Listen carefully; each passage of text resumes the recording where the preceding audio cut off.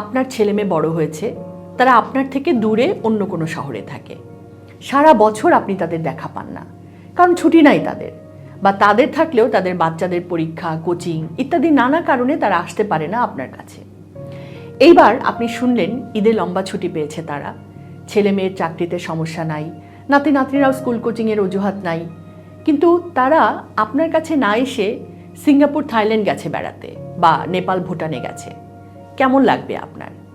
কষ্ট লাগবে, বুক থেকে একটা দীর্ঘশ্বাস বেরোবে, হবে কিনা বলেন? তাহলে আজকে মা বাবা বা স্থানীয় পরিজনদেরও কি একই ব্যাপার হচ্ছে না? বেড়াতে আপনি অন্য সময় যান, প্ল্যান করে নেন, প্ল্যান করলে হয় না এমন কিচ্ছু নাই। অর্থাৎ দৃষ্টিভঙ্গিটা যেন স্বার্থপর আত্মকেন্দ্রিক না হয়ে স্বার্থহীন হয়, সব কেন্দ্রিক হয়, সবাইকে নিয়ে, সবার সাথে, সবার কাছে। দেখবেন আপনার আনন্দ, আপনার তৃপ্তি আরও বেড়ে যাবে।